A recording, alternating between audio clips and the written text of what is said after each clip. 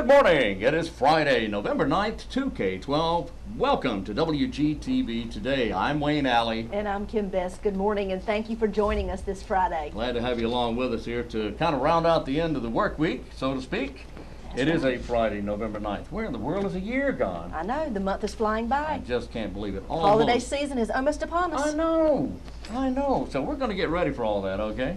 All right, well, Kim, we have a full show again today. Yes, we do. I think we go out to the cherry research farms. We do. I went out there recently and had some experts with Cooperative Extension and other organizations and agencies talking about fencing and how important it is to install fencing properly and correctly. And I learned a lot. I didn't realize there was a lot too. I thought you just went out and strung some wire and put up some posts and that was it.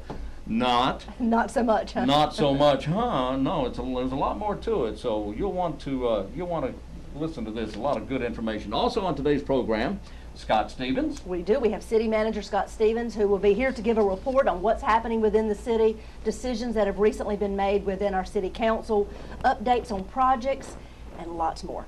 And I also understand, not to give anything away, but I understand he's going to make an announcement about Mina Wheel. He is. Mina Wheel and W.A. Foster. So and stay Mina tuned. Wheel Park and W.A. Foster Rec Center. We'll see what's going to go on there. You'll hear that from Scott Stevens. That's right. And then MERRITT is here from DGDC, yes. Downtown Goldsboro Development Corporation, to give updates on all the many activities happening within downtown Goldsboro. And Meg will give you details of each and every one of those. There you go. That's our program today, plus a whole lot more stuff. That's right. You know, Wayne, there is something that I wasn't aware of that's happening right here in our county, and that's the 5th annual lighting and flotilla that takes place on the Neuse River. Really? At the Cliffs of the Neuse. Cliffs of the Neuse. It is. They have the 5th annual flotilla that happens out, like I said, at the Cliffs of the Neuse State Park. A flotilla is a group of fully lighted, decorated boats, and they'll circle around the Christmas tree in the lake. And before the tree is lit, they'll circle around it. The way you can participate, if you would like to decorate a kayak or canoe or anything that is propelled by paddling or trolling. Mm-hmm. Trolling? That's right. You can have a trolling motor or you can paddle. Oh, okay. You can have any of those types of watercraft. Yeah. Let's see. They recommend you use a canoe, a kayak, or a small john boat. You can decorate it using your own lights and decorations, because of course it will be evening. Mm-hmm. It happens at 6 p.m. You can use actually some of the boats that are owned by the state park. They'll let you use some of their boats? They certainly will. You can bring your own, or either you can use some of those, and it's first come, first serve. You do need to pre-register. Mm-hmm. You can come any time the day of the event to decorate your boat. All boats must be in place and decorated by 5 p.m. All this will take place Friday, December the 7th at 6 p.m. at the Cliffs of the Neuse State Park. You know, many other communities have this if you're near a river or any type of body of water. Yeah. And we're lucky that we have the Neuse River running right here through our community. We are very fortunate for that. For many reasons. For several reasons, yeah. But this is great. Isn't it? So there will be these lighted boats, that's a flotilla going around the Christmas tree, and then all of a sudden the big Christmas tree will all light up and everything. That's and right. Oh boy, I know that's so going what to be beautiful. an interesting and fun night. There's lots of other activities we'll be telling you about closer to the date that'll be taking place out there as well. And if I'm not mistaken, they also show a movie They that do. night as well. They do. Okay. So stay tuned. Yeah. And what does it cost to get into that, I wonder? It's free. It doesn't cost a thing to get in. Really? Yes. And it's free too. That's right.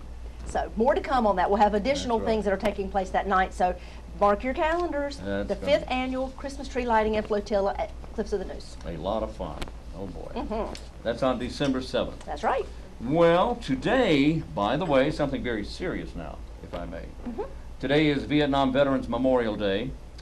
The statue, dedicated on this date, 1984, faces a black granite wall with more than 58,000 names of Americans killed in the Vietnam War. That's Vietnam Veterans Memorial Day, this day, 1984 is when all that got underway. And you know, here we will be observing the official Veterans Day on Monday, November the 12th. There will be many banks and governmental offices and other offices that will be closed on that day. So just make sure to take heed of that. And we will not be on the show live that day. We will actually be repeating a show because the offices are closed. That's right. So we won't be here with you, but we'll be there with you in spirit. How about that? We'll be here with you in spirit. That's right. But again, as Kim says, it's it's an observed holiday, so a day of memory. Let me also say, you know, oftentimes a lot of people confuse Veterans Day and Memorial Day. Yes. Memorial Day is a day to remember those who have fallen, and Veterans Day is a day to celebrate and honor all veterans. And we have the parade this weekend. That we have. This Saturday, Veterans Day Parade will begin at 11. I think there's a small ceremony that will begin about 11:15. Right. And the parade itself will start at 11 o'clock, and that's right here downtown Goldsboro on Center Street. Yeah, there'll be a speaker, there'll be the pledge, and then the parade gets underway at 11 o'clock. So everybody come on out. We want to support and honor all of our veterans. Sure would like to see you. That's tomorrow morning, all right? Tomorrow right. morning, downtown Goldsboro. Okay, what else do we have here?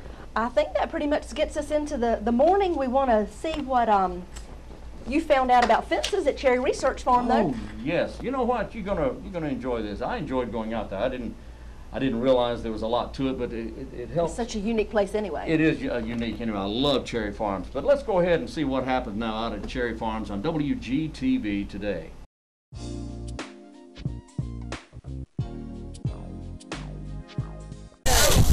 What we have here is we attempted to build a demonstration fence that follows all of the NRCS standards for fencing, and we tried to intermingle a bunch of different things for people to see, and I'm just going to point out a few of them, but I know we won't have time to go over all the details. But this woven wire is high tensile woven wire, and the first thing you might notice is the distance of the line post from this post right here to the next one down there is 25 feet.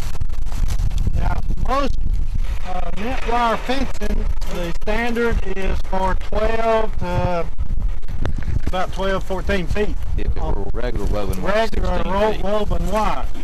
But because this is high tensile wire and it takes a lot more attention, we can put those posts 25 feet apart and still be efficient in the way the fence operates. So that's one difference compared to conventional woven wire.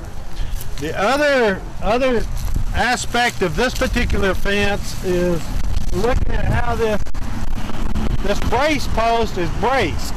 We've got the traditional horizontal H brace going this direction, and then you have the angle brace going this direction. Now, supposedly this technique here is just as effective as this technique. And you've got one post, two posts, and then this wire here is what and this block is what makes this work.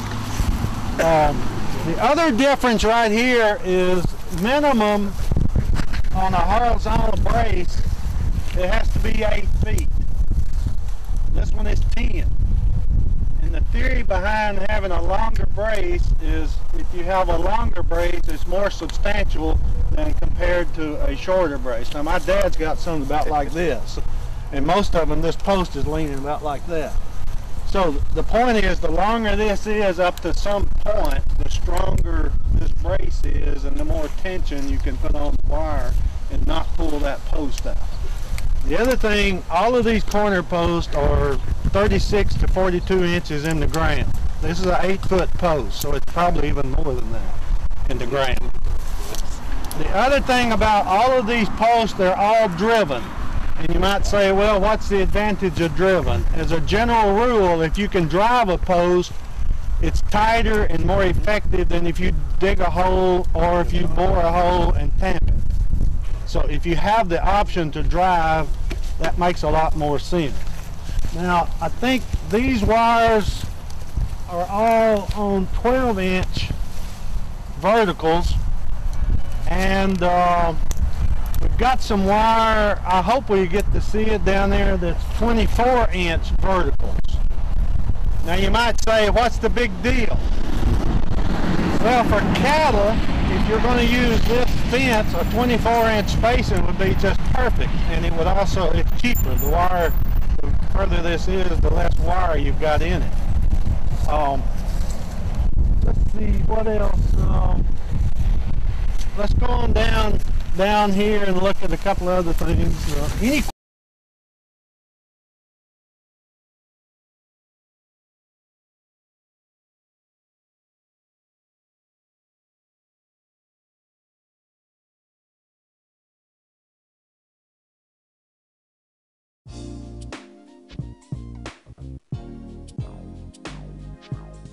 that was fun. I enjoyed going out. I know you did. I did. That was a great. Well, I learned a lot just by listening. You know, there are more of those coming too. We'll get with Kevin Johnson and with Grover Hood in days to come, and we'll have more on similar programs. I enjoyed that.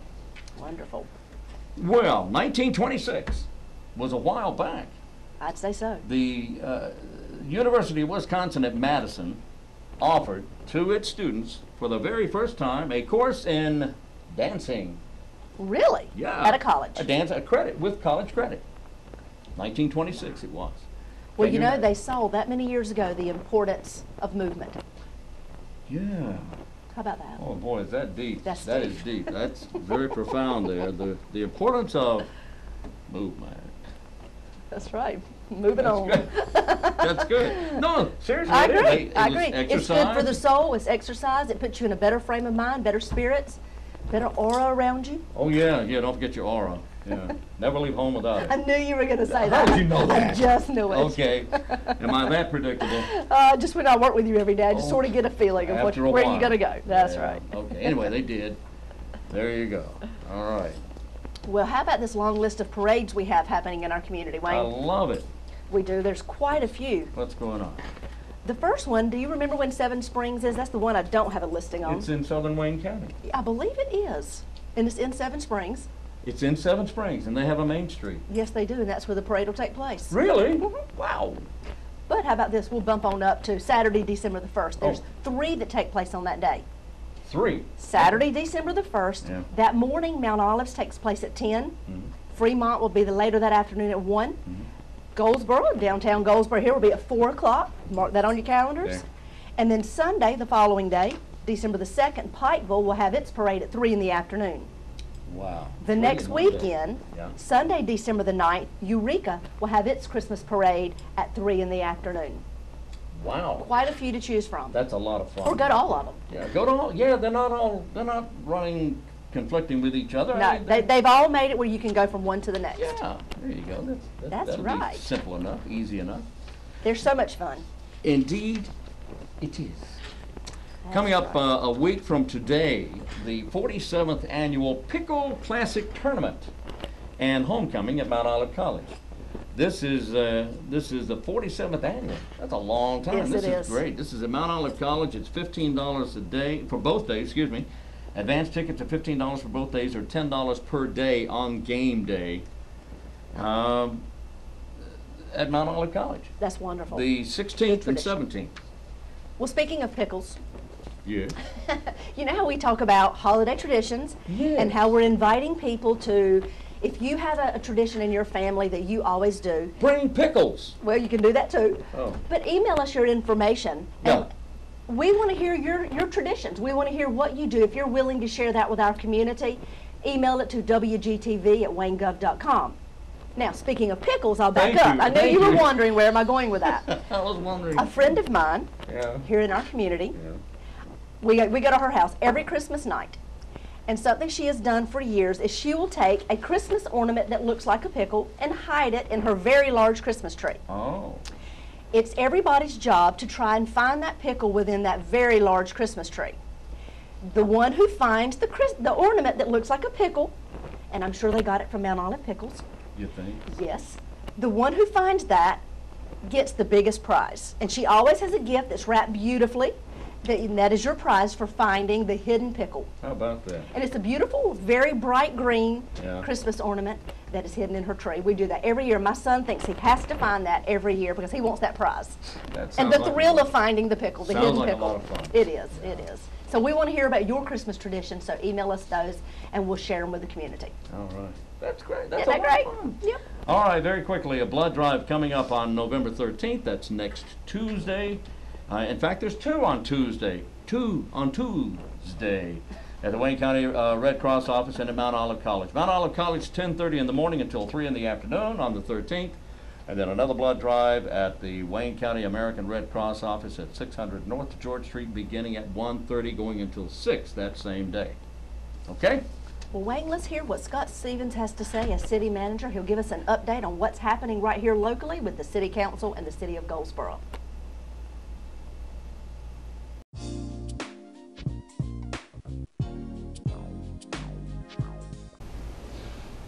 Hello, I'm Scott Stevens, Goldsboro City's manager.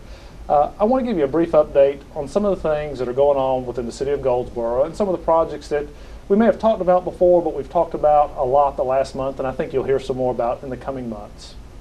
Before I get too far, I do want to talk about our employees. We've got a great group of dedicated employees, over 440 of us, full-time positions here with the city of Goldsboro, and they really are out to serve you on a daily basis. And I'll share at least one recent compliment we received on one of our police officers who issued a citation to a gentleman's daughter who was in an accident.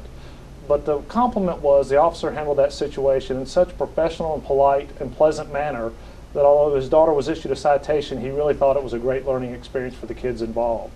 We have a lot of employees like that, and I do want to commend that officer and thank that citizen for sharing that experience with us. I do want to talk about expectations for myself and all city employees. Really four things. Safety first. We want to look after us and you, so that's important on both sides of safety. Second is to do what we say we will do. If we tell you we're going to do something, we ought to take care of it, and if not, we ought to tell you why we can't. And expect that from us. If we tell you we're going to do it, expect that. We ought to act professionally at all times, and we have a lot of different roles, so professional means a lot of different things, but you ought to be proud that we're city employees, and please, as you see areas where we're doing that well, share them with us. And when you see areas where we can improve, I hope you'll share that with me as well. And then the final thing I've asked of all of us as city employees to treat everyone with respect. And I think we try. Some days we're better than others, but please know those are expectations. Safety, do what we say we will do, act professionally, and to treat each other with respect. We've also dedicated a number of hours and money towards customer service training for all of our employees. And of our 400 and some employees, we put 360 through 2 hours of customer service training, most of which had never had any type of training like that. And so it was, I think, a good experience for our employees. We had some good feedback from them as well as from our trainer, and we hope to do some more of that. We are targeting an additional 30 employees who have a little more one-on-one interaction with the community for 12 hours of customer service training, a little more intensive over the next 3 or 4 months. So I hope we'll improve on what you see from our employees on a daily basis as we go forward. We spend a lot of time with the city and county and our county commissioners and city council working to protect the interests of Seymour Johnson, and so that is almost always an update for us or an activity for us. And this past several months, I hope you've heard, but we spent a lot of time working with our MAC committee, chamber members, business leaders, and other counties throughout the state talking about windmills, and in particular the PARAMOUNT project, where the intent was to locate windmills that are almost 500 feet tall into our low-level training route between Seymour Johnson and the Dare County bombing range. That is a significant threat to the military installation here in Goldsboro and Wayne County, and we spent a lot of time politically and otherwise trying to make sure that that project doesn't have an impact or a negative impact on our pilots and our aircraft here at Seymour Johnson Air Force Base. Very important, but an area that we spend a lot of time and certainly would ask for your support in opposing the windmills in the area that would impact our military training facilities. There's also an effort going on in eastern North Carolina called Planet East, looking at where we would put another 1 million people that are projected to be in the eastern 9 counties, really from Wayne County down to Onslow, or the Goldsboro to Jacksonville area. Where would we put these 1 million people? Where would their jobs likely be? Where would they likely live? And there was an effort to bring all members from these 9 counties, or many members, into one location in late October, which we did.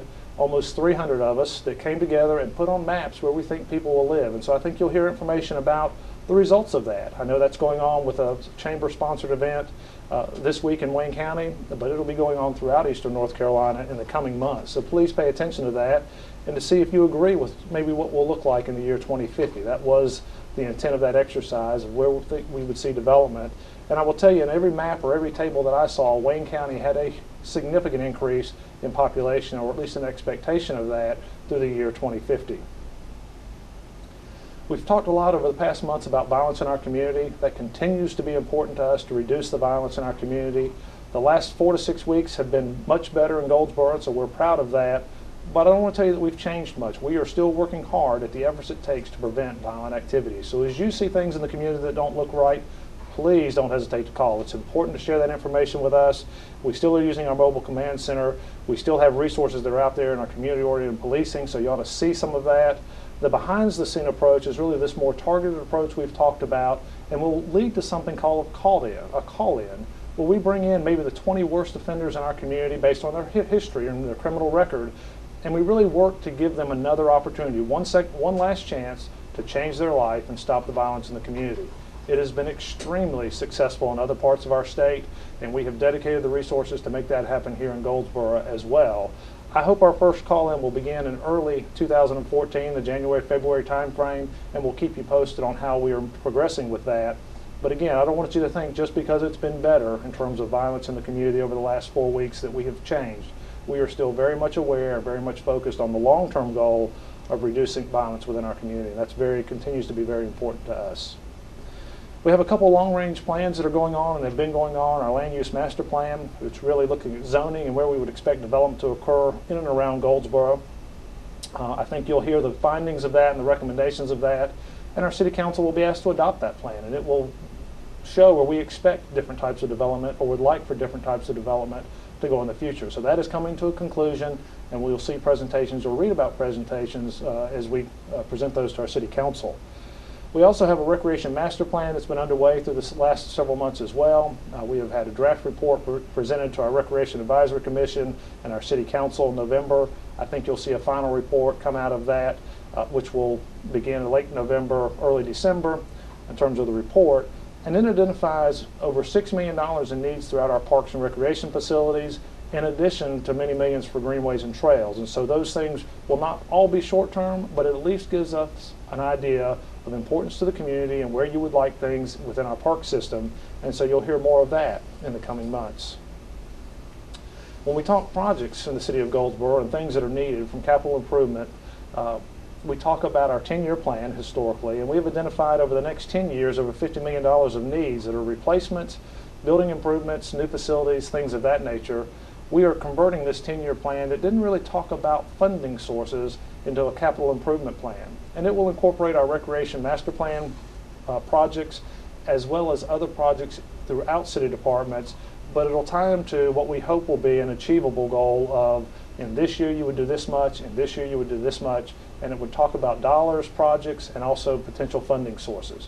Because without the funding to do it, whether they're grants or loans or current revenues, it's hard to move a project forward. And so we want to make sure we give you a realistic approach of what we're trying to do with that. And our capital improvement plan will likely be presented to our city council at the retreat in February. So we have a few months to go in that, but as you're hearing about projects and needs and money, we're well aware of limited resources and trying to prioritize those projects. So we really do give the community what they want and what we believe they need first. So we'll work through that, and any input you have as we go through that or questions, please don't hesitate to talk with us.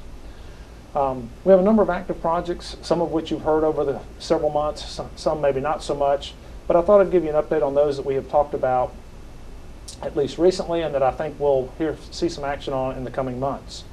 The Air Force Museum project. You know, I will tell you this is a project that the city continues to be heavily criticized by our local news media, and I think that's unfortunate.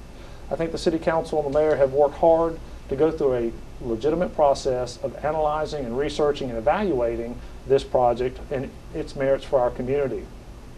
We've had great guidance by a group of committed volunteer citizens who have had an interest in the project. We've hired very good consultants who are experts in museum planning to guide us and not just throw something together, but if we were to pursue the Air Force Museum, that we would have a quality product and not just something that is short-term and only serves a limited time. We will have display boards that talk about this project at City Hall and the Public Library at the end of November. We'll have a final presentations from our consultants that talk about the project that include cost information, operating expenses, types of exhibits, who might attend, and fees we might charge. And at the end of that, you'll see in the numbers we have shared with our city council, it's almost an $8 million project to build it. And that is a significant amount of money and is a significant concern. I think the project will not likely proceed without private donations. And they may be there or they may not be there today, but they would serve in the future. And this document that comes from this study will be information we can use in years to come. And I think it would reflect the Air Force Museum, our proud heritage in partnership with Seymour Johnson, and honor those that have served in our armed forces. So I think there is value in the museum, but I'm not at a point to tell you I think it will move forward with city funding alone. And I think our mayor and council have said that from the beginning. We would be seeking private sources and others that have an interest in moving it forward as well. Street resurfacing, not an immediate project, but I get regular questions on hey, when are you going to resurface my street? And I just want to remind you, we do have $600,000 planned for this year to be spent by July. We have a list of streets that we had shared with City Council several months ago. We will update that list with them in February timeframe with the idea of going to the actual contract with that beginning in the March timeframe with hope of finishing that resurfacing in early spring. So $600,000 is a lot of money. It won't go terribly far in street resurfacing, but we will get several miles out of the way, and I hope that you'll see those benefits in the coming months. So we do have streets that are set aside or at least listed to be resurfaced. It won't get them all that need it, but it is a good start and a continuation of ongoing maintenance of our street system. We've talked about the Berkeley Boulevard widening project. We continue to put right-of-way acquisition cost in front of our City Council and continue to close on right-of-way, which is the city's part of that project. We're spending almost $1 million to acquire the right-of-way from Royal Avenue to New Hope Road to make improvements along all of it, but to widen the entire stretch to 4 lanes, so that should help at least some traffic in that area. And then the Department of Transportation will spend their money in the construction, and that could be under construction as early as the spring of 2014, 2013, but we hope that'll come sooner than later, and the city should wind up its right-of-way acquisition in the next several months. Stony Creek Park, we've had a lot of effort and a lot of volunteers over the years and many man-hours put into that park. The city did receive a PARTEF grant a couple of years ago, and you will see the final results of that in terms of shelters being built. We have 2 shelters planned and bathroom facilities, some improvements to the entranceways and some stone archways. I think it'll be very attractive into the park and sort of be the finishing touches on Stony Creek Park. And again, some paving of the existing trail system with whatever grant funding is available. And so that is, you should see, January timeframe should be completed, and then we will have a park dedication beyond that. I do want to say thank you to the numerous volunteers, and I don't want to list them all. There have been a lot of people who have donated time, their land, and money, and other efforts towards improvements of the park, and I do want to say thank you to that. And I do want to give a special thank you to our Stony Creek Alliance, who's been a group of committed volunteers who have worked for many, many years to sort of guide the efforts and improvements in Stony Creek Park. And I think they have created a nice amenity for our community. A project we've talked about an awful lot throughout this year has been our streetscape project in downtown on Center Street. We've had the street closed since May, or mid-May. Daniels & Daniels has worked very hard at trying to get this project open for the Veterans Day parade time frame, and I think they're going to make that. The finishing touches are going on. This project is coming in below budget, so we don't anticipate spending all of the $2 million that we had allocated for the project. I think you'll be very impressed with the results. The comments we've received on it have been very, very positive, and again, the final touches are going there today, from pavement markings to the tree lighting to other things. And our city crews will be decorating downtown for Christmas in the coming weeks, and I think that transition you will appreciate. I know traffic-wise it'll make downtown a little easier to move about as we hope to open Center Street before November 9th to motor vehicle traffic, and again, at least have a reprieve from the construction. The challenge beyond that will be some discussion of, do we do more? And that's something our City Council will be discussing over the coming months. So if you have an opinion, I'd ask you to share it. Whether you share it with myself, with council members, it is something that I think you'll hear discussion of, and it does cost a lot of money. But from a staff side, we have viewed that as an investment in our community, not just maintenance. There is a lot of infrastructure needs under Center Street, from water lines, stormwater, and sewer, that need to be upgraded and replaced regardless of what we do with the top. But I think the improvement to the traffic and pedestrian areas is very important for our downtown's future as well. And I hope you're pleased with the results, and will share those comments, good or bad, with us. The last project I'd like to talk about is our W.A. Foster Community Center. We've had a number of conversations on location and replacement and what are we going to do. And I will share, our City Council, after some discussion at their council meeting, their first meeting in November, did take a vote to move our W.A. Foster from its current location over into Meanawell Park. And again, we had a lot of discussion about the right place. The center director there feels that is a very important location. We're next to schools, and I think that we will better serve the community being within Meanawell Park with our community center. Schedule-wise, we're working towards that. The council asked that we look at design build, so we've got to get special permission to do that from the state. So we're working on that process. But our hope is that we would be well into construction and close to opening that center within a 12 to 18-month time frame. So this time next year, we should be making very good progress in terms of construction along that project, and look forward to having a new center to dedicate in memory of W.A. Foster. In closing, I would like to tell you that I hope each of you enjoy living and working in Goldsboro and Wayne County. it is a great place to live and grow and share time with your family. Please do what you can to speak well of the community. It really matters. You never know who's sitting beside you at the restaurant or walking along the sidewalk and listening to what you say about the community in which you live. If you say good things about it, they're more apt to relocate here. If you say bad things, they're more apt to move on to the next place. And I've seen that happen in other communities from specific companies telling us what they heard and saw and why they chose to locate to a community or didn't. You matter. Please do what you can to promote our community as a good place to live. If you have questions about city government or things you think that we could help with, please don't hesitate to call my office, 919-580-4330. Anytime, day or night. If we're not there, you can leave a message and we'll follow up with that. Or you can use the Citizen tab on the City of Goldsboro website. So black box, top left corner of the screen when you get to the website. It will send an email directly into the manager's office, and we will respond to that or take action based on your comments or questions that you have. So please don't hesitate to reach out to us if you need us. Finally, I would like to wish each of you a safe and happy Thanksgiving. It's hard to believe that time of the year is here, but we're moving into the holidays. It's a great time of year. It's a time to be with friends and family. But please remember those in our community who have lost loved ones, because they exist here. And it probably as important is to remember those that are separated from their friends and family, whether private citizen or certainly our service members who are deployed or have loved ones deployed overseas and in harm's way. So please keep those folks in your thoughts and prayers. And again, thank you for supporting the City of Goldsboro.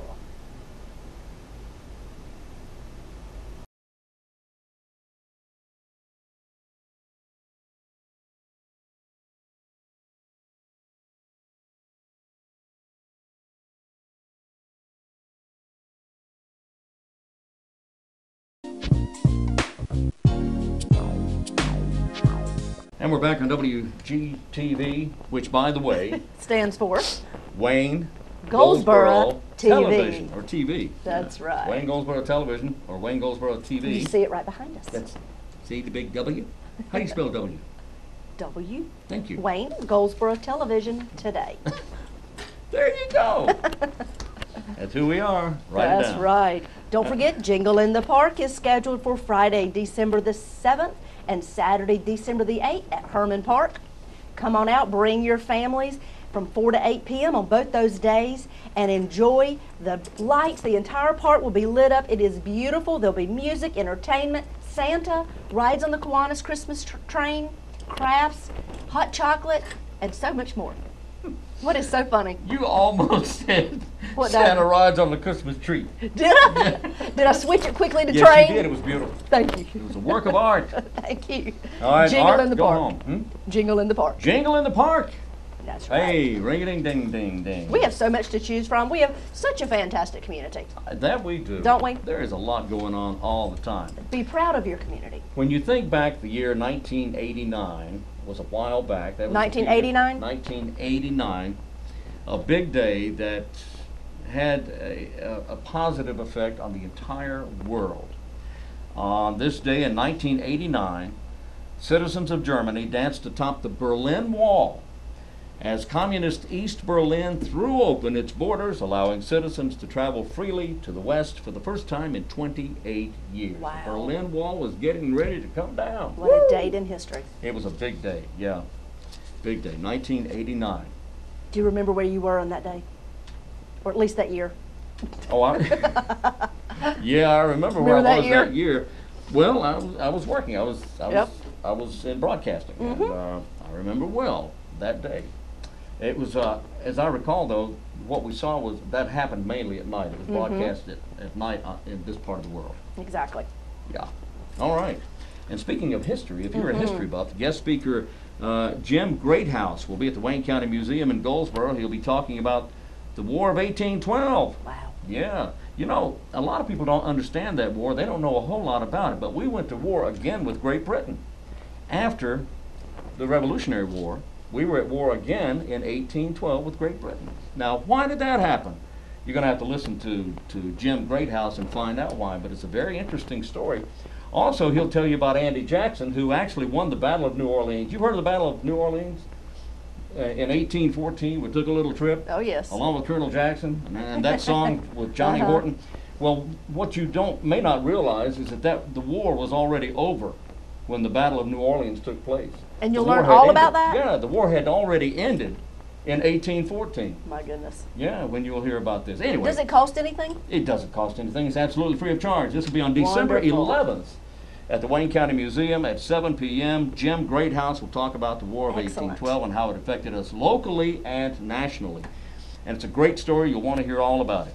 Wayne County Museum, December 11th. We have a lot of history buffs in our community. I'm telling you, we sure do. We sure do. And you'll hear from many of them. Yes. They'll come on the show. Yes. Yes, you will. All right. Well, let's see what we have next. Who do we have next? Next we have Meg GERNAAT will be telling us about downtown Goldsboro and events and happenings. And my goodness, she's got a long list of things to talk to us about because there's a lot of events happening downtown Goldsboro. So pay attention, get your notes and your pens and pencils out so you can write them all down. Write them down.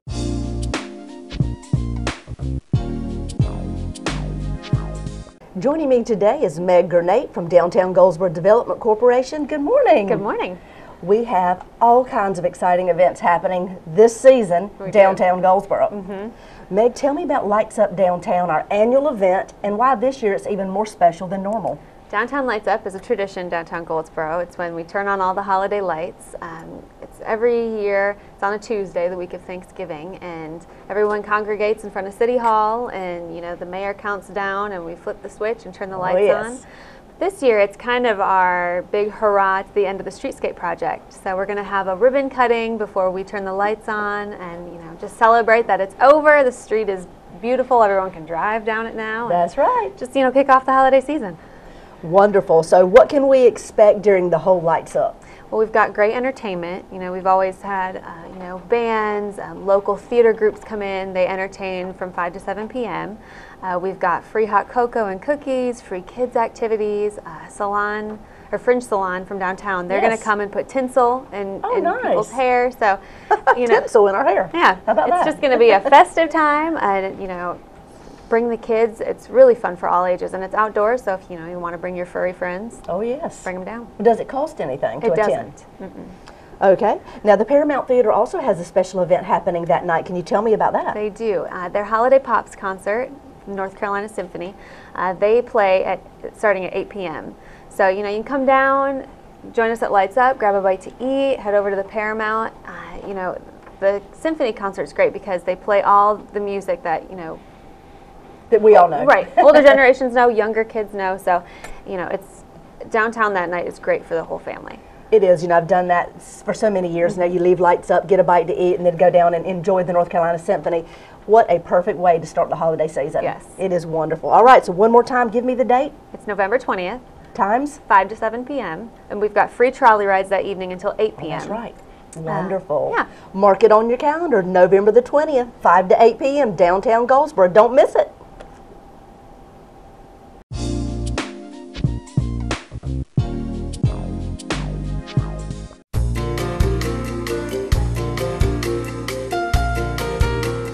Hi, I'm Sherry Archibald with the Paramount Theater, and here with Sarah Merritt, the Director of the Arts Council of Wayne County. Thank you for joining me. Thank you for having me. We asked you to come so we could talk about an exciting event that's coming up. That is a long time coming. Yes. We've been working on for 2 years. I know. Can you believe it? I can't, as we were planning, it's hard to believe that it's almost time for it. November the 13th is the event that we are talking about for Connecting Crossroads.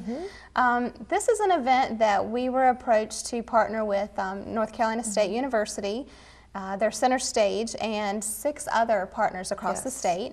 Quite a privilege, and so I appreciate all your efforts and us being able to do that together, and it's quite a privilege for us to be able to partner with them. It's one of those events that is kind of hard to explain, wouldn't you say? Yes, it's very hard to So I'm going to let explain. you explain Oh, it. yay. Thank you. Okay. Well, the project centers on 2 musicians, Daniel Bernard Romaine, and he's from New York City, and Laura Lynn Dossett, who is she lives in Greensboro. She's from the western part of the state. Both incredibly talented musicians, and Daniel has really made a name for himself composing, and he's actually a violinist, and they got together and were working with Center Stage Theater on some things, and I'm not really sure how the project came to be. You might know better than I do, but they decided that they wanted to do a project in North Carolina, and the people from Center Stage, Sharon and Lori, decided to come up with some kind of a plan. And what they came up with was that Daniel and Laura Lynn would travel across the state, and they would work in different communities and eventually compose an album of work inspired by their travels around the state, and then go back to those communities and work with schools and do in-school residencies, and then a community performance. And I think that, describe really it okay? Well. And so they'll be here in Goldsboro on the 13th at Goldsboro High School and Wayne School of Engineering, and doing 2 performances. That's going to be fabulous to really engage the students and talk about music and life and living in North Carolina and what inspired them. It's kind of one of those things, I think, working with Daniel, he's so inspiring and motivating and passionate, and so is Laura Lynn, of course, about his work, that it's kind of one of those things that we're not sure what it is. I mean, we know it's going to be great, and it's just going to kind of come out of that day. And so I'm really excited to see how it works. Well, I think you touched on something that's really interesting and important for us to remember, and for the students and the principal and the faculty, is that I got a phone call from some of the principals saying, what do I need to be prepared for? What would you like me to do? And while I appreciate their willingness and eagerness, really what we need is just to be free and open and ready and willing to just participate. Both of these performers are they're so talented, they're so passionate, that you can't help but to dive into what they're saying and doing and to be part of it. They explain how music changed their lives, and how, whether it's music or sports or books or whatever it is, they're trying to help remind our students that when they focus on those things and make it a priority, that their lives will change for the better. Yes. And that is what happened to the 2 of them growing up, and I think that's what they're trying to do, is inspire our children to be able to do the same. Yes, I think that's a really great way to describe it, and and one of the really wonderful things about it too is their backgrounds are so completely different. I mean, Daniel is the child of 2 Haitian immigrants, and came up in schools in South Florida and then ended up in New York, and his story is very different from Laura Lynn's, but they're equally as inspiring and equally as important, and I think that's going to be really cool to hear what they have to say about that. So. Absolutely, and one thing that I will share, of course, this is 2 in-school assemblies that we're planning for that day, but we're planning an evening performance at 7 p.m. right here at the Paramount Theater, where we are obviously inviting all of the 2 high schools and their parents and families, but this is an open public performance for anyone to attend, and it is free. And I think we will see these principals, the faculty, participating in a way that maybe they never even imagined that they would. You talked about it is a residency, of course, for those presenters across the state, and so they've traveled all over. But before that began, what we did was we asked the 2 of them, Laura Lynn and DBR, to come to our site, to come to our location and get a feel for who we are. And obviously they wanted that before they could write about who we were. They wanted to feel it and live it. So back in January of this year, 2012, we invited them. I know, it's hard to believe. Back in January, we invited them, and they came. We took them to meet both of the principals and see the schools and learn about the history and the uniqueness that both of them provide to our schools, to our students. And so they got a feel for who those kids are at the schools, but they also heard about our community and our history and where we came from, and what we're hoping to achieve as a community. And so with that, that happened in all the other 6 places too. And so they composed music that they're going to be sharing that night. And it's so exciting. I don't know about you, but it makes you want to say, what part of that works came from us? What part came from our community? And I know that some of it did, some of it won't necessarily say, it won't say this is Goldsboro or this happened to Sarah. But their experiences that as they traveled, yes. It's a great album.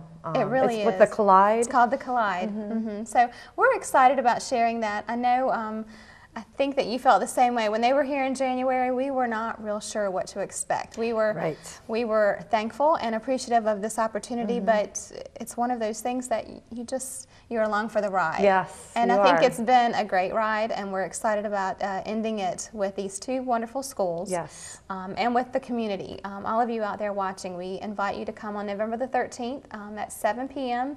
for a free performance, and it is called Connecting Crossroads. It is. We'll have a reception really afterward fabulous. too. And yes, and the other thing, I guess, really quickly, I think is really interesting, and you know, you have so many wonderful performers that come and play in this space, and the Paramount is such a great part of our community, and what you do is so wonderful. And I think one of the things that we don't realize is often we get these performers in our community, and we don't even know what their backgrounds are even. And you know, like, I was really surprised when I heard that Daniel had played with Lady Gaga and some really famous people. And so that's really impressive to me. Really and this little community, and these people come here, and they love to perform for the people in Wayne County, and we always have great audiences. So. We do, and we're looking forward to it. And so if you have any further questions, you can check out a website from either one of us at the Arts Council of Wayne County or at the Paramount Theater, and you can get more information. But once again, November the 13th at 7 p.m. It is a free performance, so come and enjoy with us.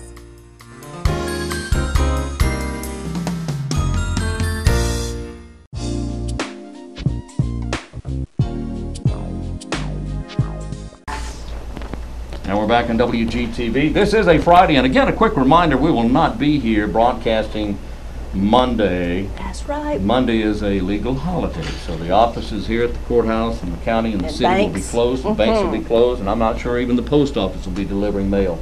I don't think so. So all that means we won't be here either, but we're going to, we'll have a program. It'll be kind of a best of, if there is such a thing, or it'll be, it'll be a repeat program. Thanks, Wayne. Hey, well, you know.